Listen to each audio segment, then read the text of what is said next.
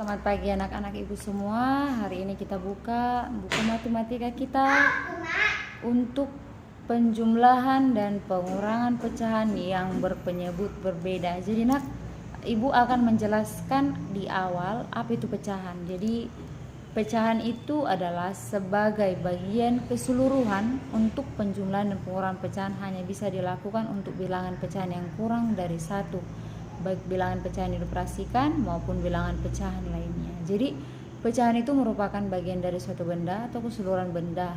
Pecahan dapat dikatakan sebagai bagian dari keseluruhan benda jika bilangan tersebut menggambarkan bagian dari keseluruhan benda tersebut. Jadi ibu ibaratkan ini ya. Jadi ini adalah satu bagian, ini adalah satu bagian ya nak ya.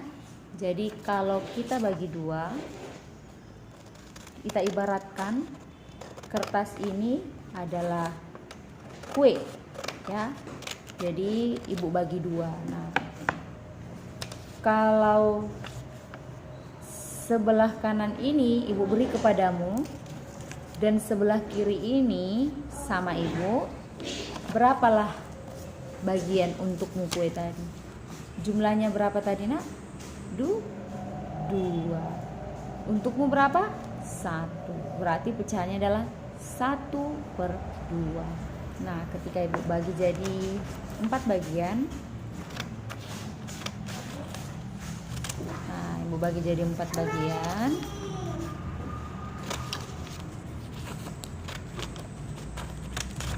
contohnya ini ada 4 bagian.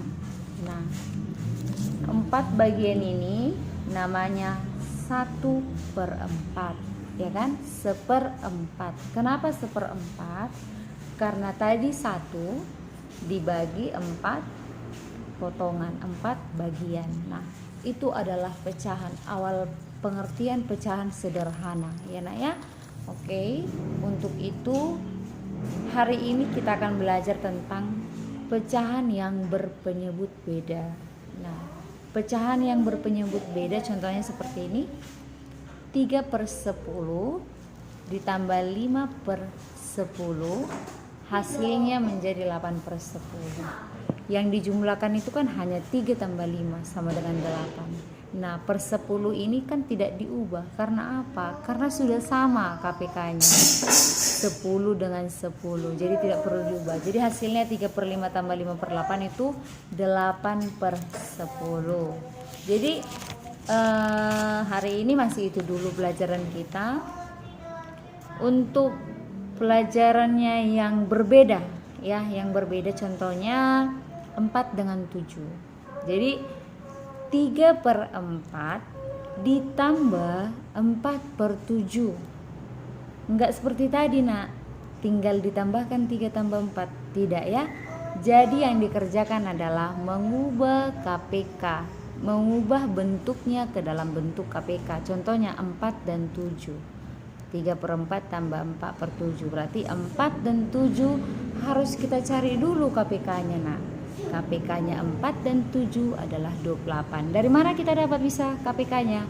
Dari pohon faktor ya. Kan sebelumnya di kelas 4 kalian sudah pernah pastinya mempelajari tentang pohon faktor untuk mencari KPK dan FPB ya nak ya.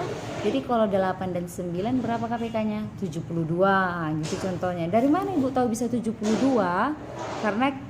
Karena pohon faktor tadi, untuk mencari faktor persekutuan terbesar dan faktor persekutuan terkecil.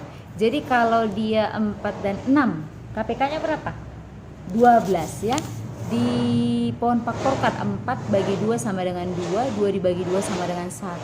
Jadi kalau 4 ini pohon faktornya 2/2. Sedangkan 6 bagi 2 sama dengan 3, 3 bagi 3 sama dengan 1. Berarti pohon faktornya adalah 2 kali 3. Jadi 4 dikali 3, tadi kan KPK-nya pohon faktor dari 4 itu kan 2/2. Jadi yang terbesar kan gitu kan.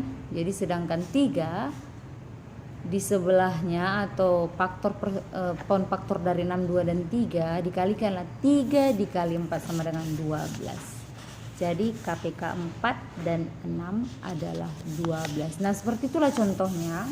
untuk menyamakan penyebut dengan membuat pohon faktor atau mencari KPK dari bilangan itu sendiri.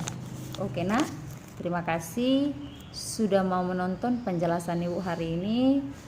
Semoga kalian sehat-sehat saja, dan yang kurang paham kita bisa diskusi kembali ya nak ya. Oke, terima kasih dan selamat mengerjakan.